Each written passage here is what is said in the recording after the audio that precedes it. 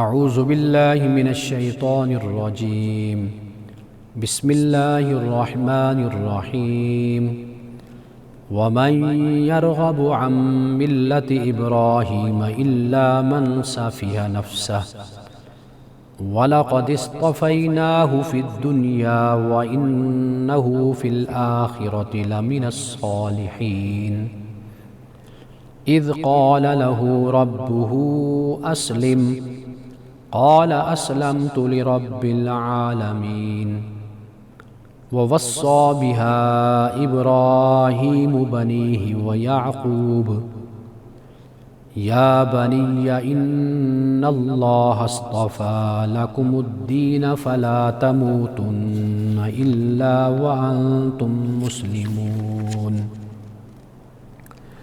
أم كنتم شهداء إذ حضر يعقوب الموت إذ قال لبنيه ما تعبدون من بعدي قالوا نعبد إلهك وإله آبائك إبراهيم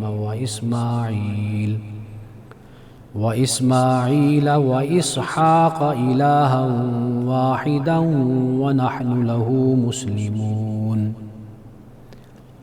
تلك أمة قد خلت لها ما كسبت ولكم ما كسبتم وَلَا تُسْأَلُونَ عَمَّا كَانُوا يَعْمَلُونَ صدق اللہ العظیم۔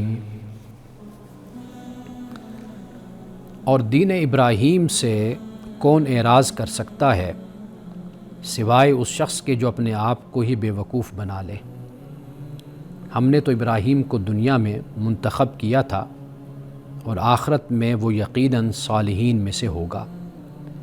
جب اس کے رب نے اس سے کہا فرما بردار ہو جاؤ، اس نے کہا میں رب العالمین کے سامنے فرما بردار ہو گیا۔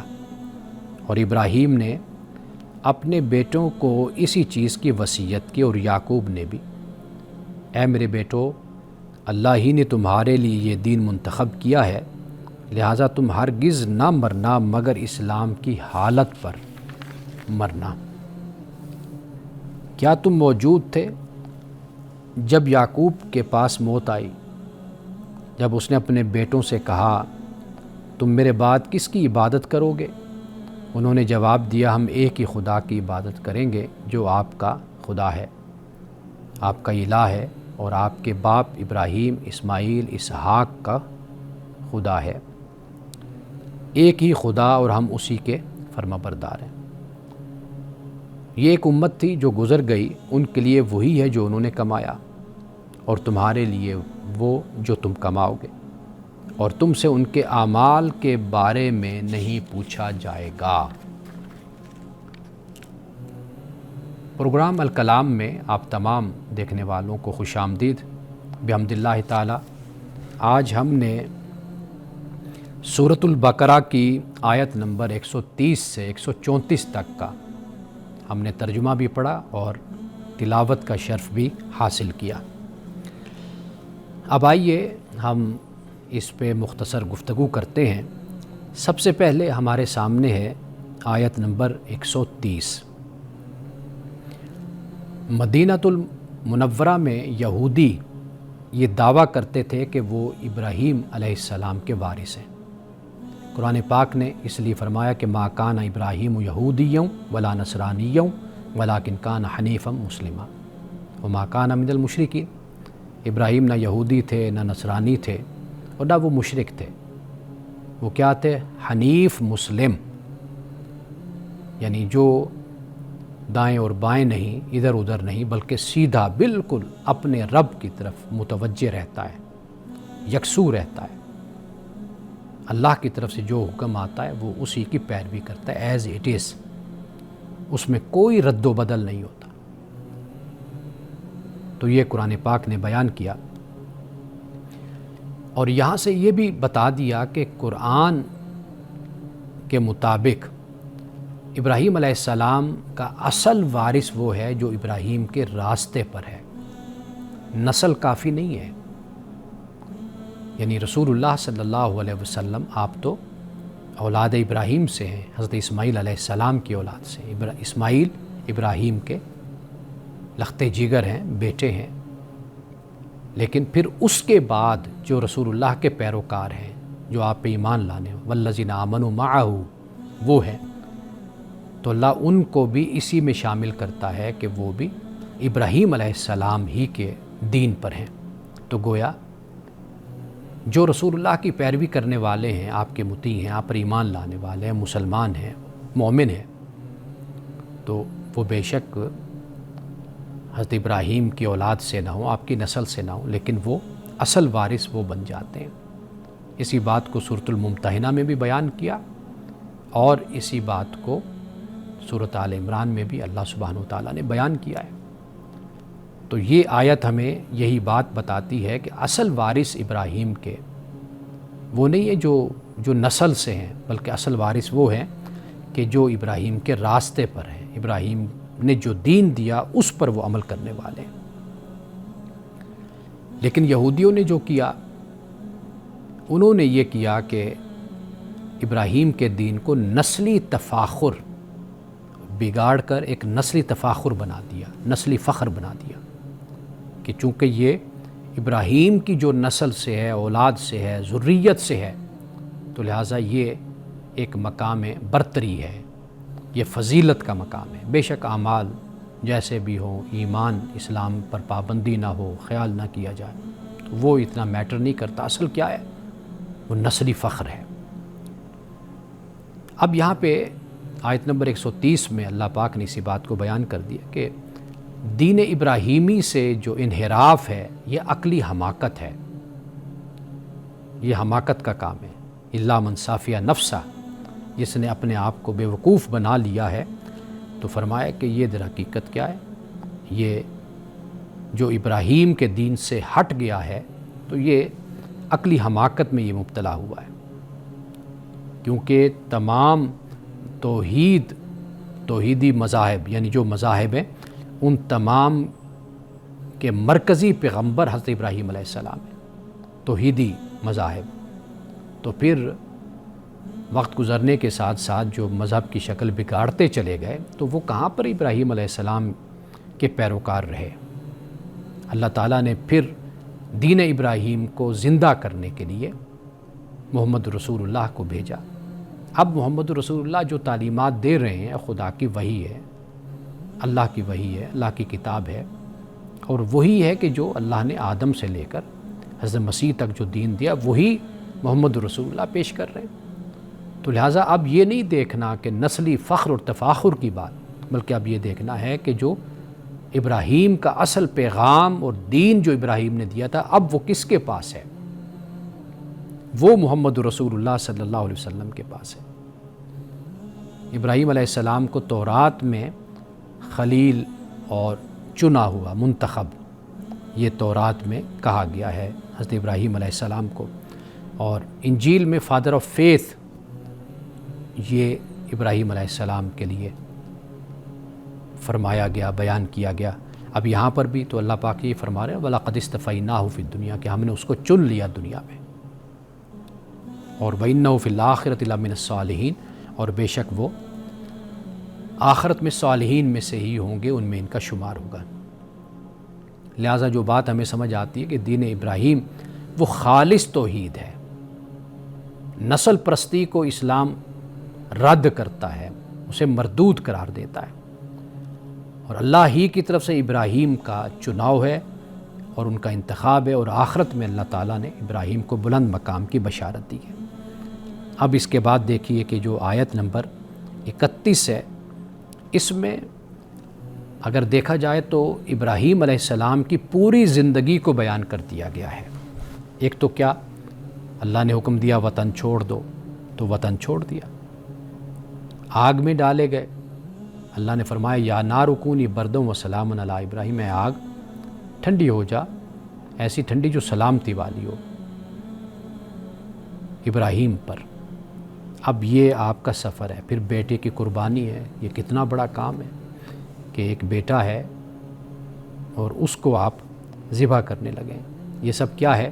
یہ اسلم تو کا عملی اظہار ہو رہا ہے، اسلم تو کا، یعنی اللہ پاک نے یہ فرمایا کہ جب ابراہیم کو اس کے رب نے کہا کہ جھک جا، اسلم، فرما بردار بن جا، اپنے آپ کو سپرد کر دے، تو فوراً عرض کی مولا میں نے تیرے لیے اپنے آپ کو سپرد کر دیا، تیرے سپرد کر دیا میں تیرا فرما بردار بن گیا۔ اور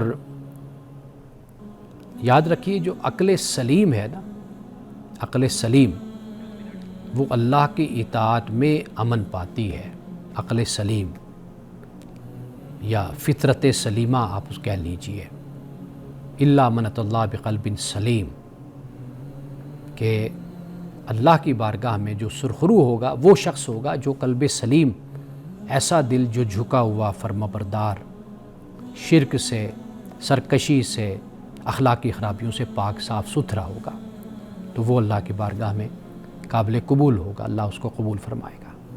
تو یہاں حضرت ابراہیم علیہ السلام نے اپنے آپ کو اللہ کی بارگاہ میں جھکا لیا، اس لیے تورات میں اوبیڈینٹ ٹو گاڈ یہ الفاظ آتے ہیں، اور اسی طرح انجیل میں ماڈل آف فیتھ یہ الفاظ حضرت ابراہیم علیہ السلام کے لیے استعمال ہوئے ہیں۔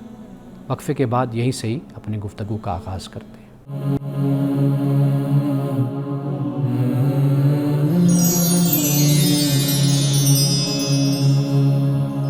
اب آیت نمبر 132 اگر آپ اس کو دیکھیں تو میں آپ سے یہ گزارش کروں گا کہ جب آپ میرے پروگرام کو سنتے ہیں تو قرآن مجید بھی ساتھ لے لیا کریں، سامنے رکھ لیا کریں۔ ترجمہ ممکن ہے جو میں پڑھوں وہ مختلف ہو، لیکن یہ ہے کہ آپ عربی بھی سامنے رکھیں اور ساتھ ساتھ دیکھتے جائیں، اور جب میں آیت نمبر بولوں گا تو واضح بات ہے پھر میں اس کی وضاحت اور اس کی تفسیر اردو میں بیان کرتا ہوں، تو وہ آپ کے لیے آسانی ہو جائے گی کہ آپ اس کو سمجھ سکتے ہیں۔ تو اگر قرآن مجید بھی آپ کے پاس ہو تو اس طرح یہ ہے کہ صبح صبح آپ قرآن مجید کی زیارت بھی کر لیں گے، آپ کی آنکھیں قرآن کی آیات کو دیکھ بھی لیں گی، اور ساتھ ساتھ یہ ہے کہ آپ کو ان آیات کی سمجھ بھی آتی چلی جائے گی۔ اب دیکھیے کہ آیت نمبر 32 ہے، حضرت ابراہیم علیہ السلام نے خود صرف توحید نہیں اپنائی، یعنی خود اپنا عقیدہ توحید اختیار نہیں کیا، بلکہ اپنی جو نسل بعد نسل ہے، نسل بعد نسل جس کو ہم کہتے ہیں، اس کو بھی یہ بتا دیا کہ بھئی یہ توحید یہ ہے اور اس پر تم لوگوں نے قائم رہنا ہے۔ موت تو کسی وقت بھی انسان کو آ سکتی ہے، کوئی بھی انسان ہو اس کو موت آ سکتی ہے، لیکن عقل کا تقاضا یہ ہے، فطرت کا تقاضا یہ ہے کہ انسان ہر حالت میں اسلام پر رہے۔ اب اسلام سے مراد کیا ہے؟ یعنی اللہ کی فرما برداری میں رہے۔ اس کے لیے کوئی ضروری نہیں ہوتا کہ کوئی خاص وضع قطع کوئی حالت اختیار کرے انسان۔ اس سے مراد یہ ہے کہ قلب سلیم، آپ کے دل کا جھکاؤ رب کی طرف رہنا چاہیے، ہاتھ کارول دل یارول، کام کرتے رہیے لیکن اپنے رب سے غافل نہ ہو۔ حضرت سلطان باؤ رحمۃ اللہ علیہ نے فرمایا جو دم غافل سو دم کافر، غافل در حقیقت وہ خدا سے دور ہو جاتا ہے۔ کافر سے مراد یہاں پر ناشکرہ بھی آپ کہہ سکتے ہیں۔ تو غافل نہ رہیے اپنے رب سے، انسان جب غافل ہوتا ہے تو پھر ناشکرہ ہو جاتا ہے۔ تو اس چیز کا خیال کیجئے کہ حضرت ابراہیم علیہ السلام نے اسی بات کی تعلیم فرمائی، حضرت یعقوب نے بھی اسی بات کی تعلیم دی کہ موت تو کسی وقت بھی آ سکتی ہے، لیکن انسان ایسی حالت میں رہے کہ انسان کی توجہ، انسان کا احساس اپنے رب کے ساتھ ہو۔ یہ سب سے اہم بڑی بنیادی بات ہے۔ جو بھی کام آپ کرتے رہیں کوئی مسئلہ نہیں ہے، آپ نماز پڑھ رہے ہیں یا آپ بازار میں کام کر رہے ہیں، کسی آفس میں کام کر رہے ہیں، چھوٹے سے چھوٹا کام ہو بڑے سے بڑا کام تو خیر کوئی چھوٹا نہیں ہوتا، لیکن اپنے گریڈ کے لحاظ سے تو آپ وہ کرتے رہیں، اپنے رب کو آپ یاد رکھیے۔ تو اس حالت میں اگر انسان کو، ایک مومن کو، مسلمان کو موت آئے تو وہ بڑی خوش نصیبی کی بات ہے۔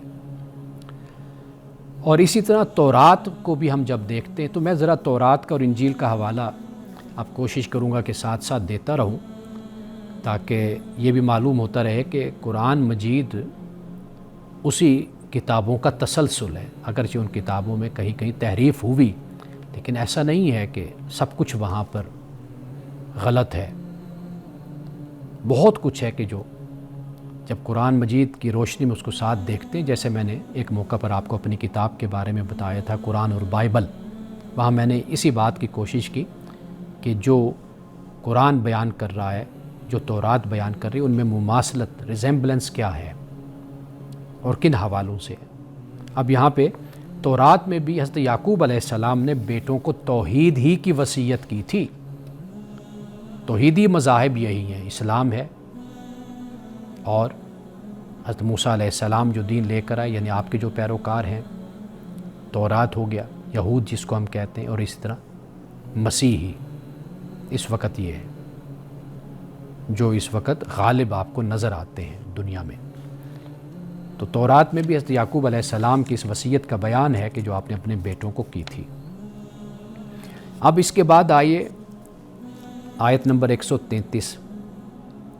اب حضرت یعقوب علیہ السلام کے پاس موت آئی تو اللہ پاک فرماتا ہے ان سے، یہود سے، کیا تم اس وقت موجود تھے؟ واضح بات ہے وہ موجود نہیں تھے. حضرت ابراہیم، حضرت یعقوب نے اپنے بیٹوں کو جو بات کہی کہ میرے بعد جو عبادت ہے وہ اللہ کی صرف عبادت ہے، الہ وہی ہے تمہارا، وہ ابراہیم، اسماعیل، اسحاق کا ایک ہی خدا ہے. یعقوب کی موت کے وقت ان کے بیٹے 12 قبائل کے بانی تھے، وہ یہاں پر موجود ہیں. سب نے توحید پر اتفاق کیا. آپ دیکھ لیجئے، سب نے توحید پر اتفاق کیا. یہ تصور توحید بالکل واضح، صاف، شفاف ہے. یہ بات ذہن میں رہنی چاہیے. اگر یعقوب کا دین یہاں پر جیسے بیان کہ یہودیت نامی الگ مذہب ہوتا تو واضح طور پر کہا جاتا، لیکن قرآن کیا بتاتا ہے کہ سب کا دین اسلام ہے جو محمد رسول اللہ صلی اللہ علیہ وسلم لے کر آئے. اصل تو پیغمبر ہے نا نمائندہ، بعد میں آنے والے امتی وہ تو اس کے دعوے دار نہیں ہو سکتے کہ جی یہ وہی ہے جو اللہ کا پیغمبر لایا تھا. یہ تو نہیں ہو سکتا. وقت کے ساتھ ساتھ بہت سے معاملات بگڑ جاتے ہیں، خرابیاں واقع ہو جاتی ہیں. یہ تو پیغمبر جو لایا وہ دیکھنا ہے کہ وہ کیا ہے، اور محمد رسول اللہ صلی اللہ علیہ وسلم جو دین لائے یہ وہی دین ہے جو حضرت موسیٰ کا، حضرت مسیح کا ہے. یہ وہی دین ہے. اگر اس سے کچھ ہٹ کر ہے تو وہ پھر دین نہیں ہے، وہ تحریف ہے. پھر آنے والے وقتوں میں، زمانوں میں، پھر اس وقت کے لوگوں نے، امتوں نے، اقوام نے اپنے حالات اور اپنے مزاج اور اپنے مفاد کے مطابق پھر اس میں تبدیلی کر دی. تو لہٰذا ہمارے پاس ایک آئینہ ہے، ہمارے پاس نگران اور نگہبان ہے. وہ کیا ہے؟ وہ قرآن ہے. اسی طرح تورات میں بھی اس بات کو بیان کیا گیا کہ یعقوب کے بیٹوں نے گاڈ آف یور فادرز اس کو مانا، یعنی توحید پر وہ ایمان لائے اور اس کو بیان کیا. اب اس کے بعد ہم بات کرتے ہیں آیت نمبر 134. یہ بہت اہم آیت ہے اور میں ہمیشہ یہ گزارش کرتا ہوں اگر ہم اس آیت کو سمجھیں اور اس کو اپنے دل و دماغ میں اتاریں، مسلمانوں کے سارے جو مسلک اور فرقوں کی بنیاد پر جھگڑے ہیں وہ سارے ختم ہو جائیں گے. جو ہم تاریخ پر لڑتے ہیں، ماضی پر لڑتے ہیں، واقعات اور حالات پہ جو ہمارے ہاں لوگ دست و گریبان بھی ہوتے ہیں، ایک دوسرے پر کفر کے فتوے بھی لگاتے ہیں اور پھر گستاخیاں بھی کرتے ہیں. اگر یہ آیت ہمارے پیش نظر ہو، دیکھیے کتنی خوبصورت بات ہے. اللہ فرماتا ہے کہ یہ ایک امت تھی جو گزر گئی، ان کے لیے وہی ہے جو انہوں نے کمایا. یعنی ہم کسی گروہ، کسی جماعت، کسی فرد، کسی خاندان، کسی قبیلے، کسی کی بھی بات کر لیں، اللہ پاک فرماتا ہے کہ وہ گزر گئے. مطلب یہ ہے کہ جو انہوں نے کمایا وہ ان کے لیے، تم ان کے لیے لڑتے ہو، ان کے لیے بحثیں کرتے ہو، مناظرے کرتے ہو، لیکن ہونا کیا ہے؟ ہونا یہ ہے کہ تم سے تمہارے بارے میں پوچھا جائے گا. وَلَكُمْ مَا كَسَبْتُمْ، تمہارے لیے وہ جو تم نے کمایا. وَلَا تُسْأَلُونَ عَمَّا كَانُوا يَعْمَلُونَ، جو وہ کرتے تھے ان کے بارے میں تم سے نہیں سوال ہونا. تم کیوں اس کے ٹھیکیدار بنتے ہو؟ وہ ان کا معاملہ، وہ چلے گئے دنیا سے، رب کے پاس پہنچ گئے. دنیا میں جو انہوں نے کیا وہ اس کے مطابق اللہ کی بارگاہ میں حاضر ہو گئے، وہ جواب دیں گے اس کا۔ تم سے کب قیامت کے دن یہ پوچھا جائے گا جی فلاں نے جو کیا تھا تم اس کے بارے میں تم کیا کہتے تھے، تم کس طرح ان کے لیے لڑا کرتے تھے، مناظرے کرتے تھے، تمہیں کس نے اس کا ٹھیکیدار بنایا تھا؟ ذرا تھوڑا سا اس پر ہمیں غور کرنا چاہیے۔ یہ ایک آیت ہمارے مسلکوں اور فرقوں کے جو اختلافات ہیں اور الجھاؤ ہے اس کو ختم کر دیتی ہے۔ یہ قرآن کا اعجاز ہے، یہ قرآن پاک کی وضاحت ہے، شفافیت ہے، کس طریقے سے سب کچھ دھو کر رکھ دیا۔ اب یہ آیت یہود اپنی نجات کو صرف اس لیے یقینی سمجھتے تھے کہ وہ ابراہیم کی اولاد ہیں۔ یہاں اس کا پہلو یہی ہے۔ دیکھیے انبیاء علیہ السلام ہیں، حضرت ابراہیم علیہ السلام ہیں، وہ کہتے ہیں کہ ہم ان کی اولاد ہیں۔ قرآن نے کہا انبیاء کی جماعت گزر گئی، ان کے لیے وہ جو انہوں نے کمایا، تم اس پر فخر کیے جا رہے ہو کہ جی ہم ان سے تعلق رکھتے ہیں، ہم ان کے اولاد ہیں، ہم ان کی نسل سے ہیں، ان کی ذریت سے ہیں، تو لہٰذا ہم ان کی وجہ سے جنت میں چلے جائیں گے۔ بے شک نہ ایمان، نہ اسلام، نہ عمل، چاہے دنیا میں فساد پھیلایا، ظلم کیا، سرکشی کی، اللہ کی مخلوق کو ستایا، تنگ کیا، ایک پست قسم کی زندگی گزاری علم میں، عمل میں، پھر ناز یہ ہے کہ جی ہم ان کی ذریت ہیں، ہم ان کی اولاد ہیں۔ بھئی تم نے اچھا ان کا مان رکھا، ان کا لحاظ تم نے کیا، جو دین وہ دے کر آئے وہ تو تم نے ایز اٹ از رہنے نہیں دیا، اس میں تم نے تحریف کر دی، اپنے سیاسی، معاشی، معاشرتی، سماجی مفادات کے لیے تم نے آیتوں کو ہی بدل دیا، ان کے مفہوم کو بدل دیا، ان کی تشریح اور تفسیر کو تبدیل کر دیا۔ تو یہاں پر یہ بات بیان کی گئی کہ نسل نہیں عمل معیار ہے، اور جو وراثتی نجات ہے یہ ایک غیر منطقی دعویٰ ہے۔ یہ کوئی لاجیکلی یہ بات درست نہیں ہے کہ بھئی چونکہ میں ان سے تعلق رکھتا ہوں لہٰذا یہ جو نجات ہے اب یہ موروثی ہو گئی، نہیں، یہ وراثت میں نہیں ہے۔ اصول کیا ہے؟ لا یسأل والد عن ذنب والدہ، کہ باپ کے گناہ کے بارے میں اولاد سے سوال نہیں ہوگا، وہ باپ خود خدا کی بارگاہ میں جواب دے گا۔ حزقیل میں یہی قانون بیان کیا گیا ہے، وہاں پر یہ فرمایا گیا ہے کہ جس نے گناہ کیا وہ خود مرے گا، یعنی اپنے گناہ کی وہ سزا پائے گا۔ تو ناظرین کرام، آج ہم نے 130 سے 134 تک ہم نے سورۃ البقرہ کی آیات پہ گفتگو کی ہے، تو انشاءاللہ کل ہم اس سے آگے بات بڑھائیں گے۔ وقفے کے بعد دوبارہ حاضر ہوتے ہیں اور آپ کے سوالات پر ہم بات کرتے ہیں۔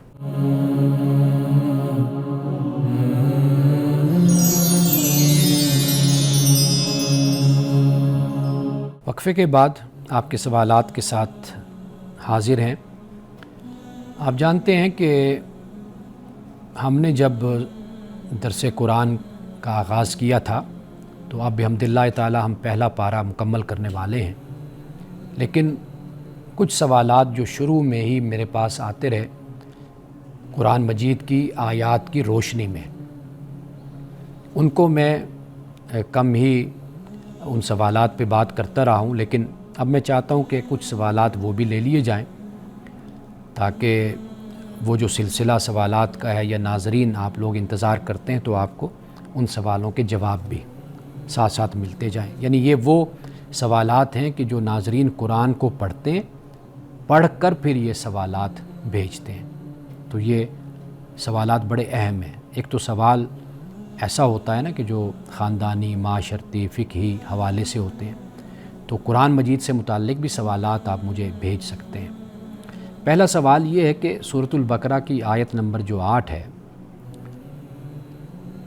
پوچھنے والا یہ پوچھتا ہے کہ مدینے میں جو نفاق پیدا ہوا اس کی کیا وجہ ہے؟ یعنی کہ تقریباً 13 سال کا عرصہ تو مکہ کا بھی بنتا ہے، تو مکہ میں نفاق نہیں پیدا ہوا، وہاں پر کفر شرک تو تھا لیکن نفاق نہیں تھا، تو یہ مدینے میں آخر نفاق کیوں پیدا ہو گیا، منافق وہاں پر کیوں ہوئے؟ یہ بڑا اہم سوال ہے۔ اس کی وجہ یہ ہے کہ مکہ میں تو رسول اللہ صلی اللہ علیہ وسلم وہاں پر آپ کی پیدائش ہوئی، اور آپ نے اسی معاشرے میں سماجی حوالے سے کام کیا، رفاعی حوالے سے کام کیا، سیاسی حوالے سے کام کیا، آپ جنگوں میں بھی شریک ہوتے رہے، تو وہیں پر آپ پلے بڑھے، پھر جوان ہوتے گئے، 40 سال کی عمر میں پھر آپ نے اعلان نبوت فرمایا، اللہ کی وحی اتری، تو وہاں پر بالکل جو سنیریو ہے، پس منظر ہے، وہ مختلف ہے۔ لیکن جب آپ مدینہ تشریف لاتے ہیں تو یہ بالکل ایک نو وارد جسے کہتے ہیں وہ ہیں، آپ یہاں پر اجنبی ہیں۔ اب وہاں پر جب آپ آتے ہیں تو واضح بات ہے کہ وہاں پر پہلے بھی اس معاشرے کی کچھ اکائیاں موجود تھیں، اور بہت سے لوگ تھے جو اسلام قبول کر چکے تھے، ان کا بھی اثر رسوخ تھا۔ اب ایک صورت تو یہ تھی کہ وہ علل اعلان اسلام کی مخالفت کرتے، جب علل اعلان مخالفت کرتے تو اپنے قبیلے سے لوگوں سے ان کو مخالفت کا سامنا کرنا پڑتا، تو اب ان کے پاس راستہ کوئی نہیں تھا۔ رسول اللہ جب تشریف لائے تو آپ نے اپنی حکمت عملی سے میثاق مدینہ بھی وہاں پر کیا، اور میثاق مدینہ کو کسی وقت ہم پڑھیں گے تو میں آپ کو بتاؤں گا کہ کس طریقے سے آپ نے اس سوسائٹی کو باندھ کے رکھا، یعنی جو اندر سے شر پسندی تھی اس کے دروازے بھی بند کر دیے، جو باہر سے ہونا جس کا امکان تھا اس کو بھی بند کر دیا، اور وہاں پر جو رہنے والے تھے ان کو مذہب سے بلند اس لوکیلٹی کے حوالے سے ان کو آپس میں جوڑ دیا کہ عقیدہ سب کا اپنا اپنا ہے، ہم نے یہاں پر امن قائم کرنا ہے، اور اس جگہ کو اور اس معاشرے کو اور اس مقام کو جو مدینہ ہے اس کو ہم نے پورا محفوظ رکھنا ہے۔ یہ آپ کی پالیسی تھی، حکمت عملی تھی۔ اب واضح بات ہے کہ وہاں پر جو لوگ تھے وہ ایسے لوگ جو وہاں پر کچھ سیاسی طاقت بن رہے تھے یا بننا چاہتے تھے، جیسے رئیس المنافقین کے بارے میں عبداللہ بن ابی کے بارے میں آتے کہ اس کو تاج پہنانے والے تھے، ادھر سے رسول اللہ تشریف لے آئے۔ اب وہ اپنے قبیلے سے لڑ تو نہیں سکتا تھا یا دوسرے قبائل سے، اب طریقہ یہ اختیار کیا گیا کہ ظاہری طور پر تو حامی بھر لو، اپنے آپ کو دکھا دو میں مسلمان ہوں، اندر سے جڑیں کاٹو، جب اسلام کمزور ہو جائے گا، مسلمان کمزور ہو جائیں گے تو پھر ان کا خاتمہ کر دیں گے۔ کفار مشرکین کے ساتھ مل کر انہوں نے یہ کوشش بھی پھر آخری وقت تک جاری رکھی۔ تو لہٰذا نفاق کی ایک وجہ یہ بھی ہے کہ جب آپ کے مقابل ایک نئی طاقت بنتی ہے، خیر کی قوت آتی ہے وجود میں، تو پھر وہ جو دوسرا طبقہ ہوتا ہے جو وہاں پر آلریڈی ہوتا ہے، اس میں پھر یہ نفاق پیدا ہو جاتا ہے اپنے مفادات کے تحفظ کے لیے۔ تو یہ ایک وجہ ہمارے سامنے آتی ہے، یعنی یہودی قبائل اور بعد عرب قبائل ان کی مخالفت کی وہ طاقت نہیں رکھتے تھے، تو لہٰذا انہوں نے نفاق کو اختیار کیا۔ اچھا، اب اسی حوالے سے ایک اور سوال بھی ہے کہ جو ظاہری ایمان، یعنی ظاہری طور پر اعلان کرتا ہے، دعویٰ کرتا ہے کہ میں مسلمان ہوں، تو کیا وہ مسلمان میں ہی شمار ہوگا؟ دیکھیے، یہ دو باتیں ہیں کہ اسلام ایک ایمان کا معاملہ تو خدا نے اپنے ہاتھ میں رکھا ہے، یعنی جب ایک شخص کہتا ہے میں مانتا ہوں اللہ کی توحید پر ایمان لایا ہوں، رسول اللہ کی رسالت و نبوت پہ میں ایمان لایا ہوں، آخرت کو میں مانتا ہوں، یعنی سب کچھ جو مبادیات دین ہے جس سے ایک انسان اس برادری کا، امت کا فرد بنتا ہے، تو وہ اس کا اعلان وہ کر رہا ہے۔ تو لہٰذا یہ تو اب وہ دل میں کیسا ہے، مانتا ہے نہیں مانتا، یہ تو اللہ اور اس کا معاملہ ہے، ہم تو ظاہر پر ہی اعتبار کریں گے۔ اس لیے کہتے ہیں الحکم للظواہر لا للدواخل، کہ حکم ظاہر پر ہوتا ہے، دواخل جو ہے یعنی باطن کے حوالے سے، اس حوالے سے حکم لاگو نہیں ہوتا۔ یعنی ظاہراً مسلمان ہے تو دنیاوی معاملات میں وہ مسلمان ہی شمار ہوگا، باقی رہا معاملہ آخرت کا تو وہ اللہ کے سپرد ہے، وہ اللہ تعالیٰ اس سے پوچھے گا۔ تو وقفے کے بعد دوبارہ آپ کے سوالات کی طرف آتے ہیں۔